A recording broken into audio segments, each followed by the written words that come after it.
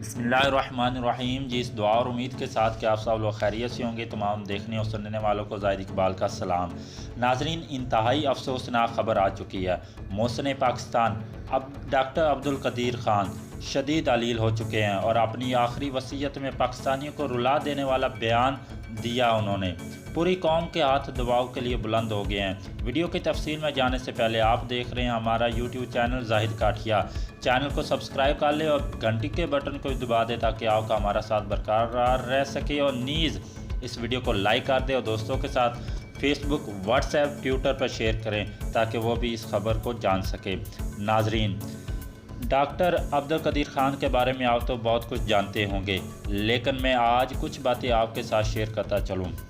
دوستو، ڈاکٹر عبدالقدیر خان نے ہالینڈ سے اعلیٰ تعلیم حاصل کی اور پھر ایک سائنسی ادارے کے ساتھ منسلک ہو گئے، لیکن جب مئی 1974 میں بھارت نے ایٹمی دھماکے کیے، خصوصاً اس دھماکوں سے برصغیر کا امن خراب ہو گیا، اسی وقت سے ایک بھارتی وزیر نے پاکستان کو للکارتے ہوئے کہا کہ بھارت اب ایک ایٹمی قوت بن چکا ہے اور پاکستان ہمارے سامنے سر جھکا کر چلنا سیکھے۔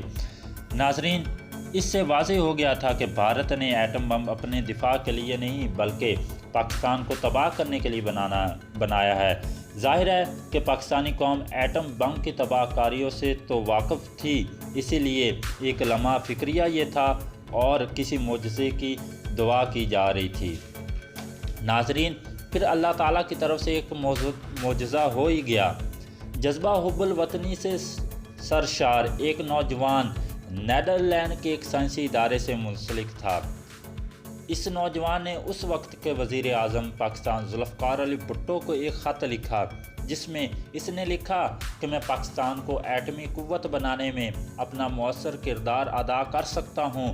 تو دوستو، یہ وہ نوجوان تھا جسے محسن پاکستان اور محافظ پاکستان ڈاکٹر عبدالقدیر خان کے نام سے جانا جاتا ہے۔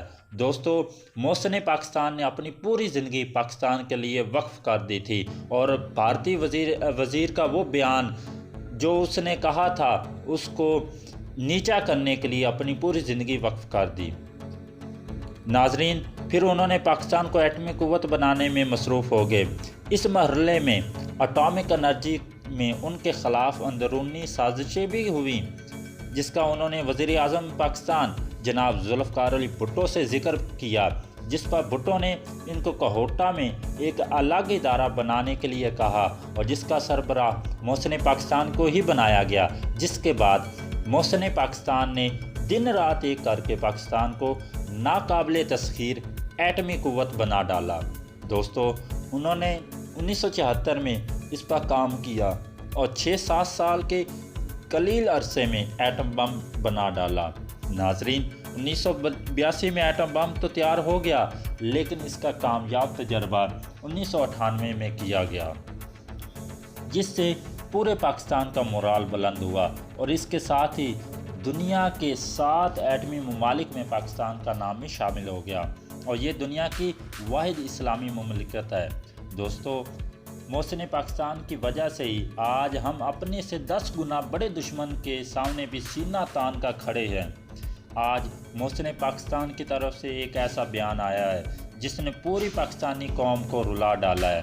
ناظرین، انہوں نے اپنے لیے صحت یابی کے لیے دعاؤں کی اپیل کی ہے اور اپنی آخری وصیت بھی کی ہے۔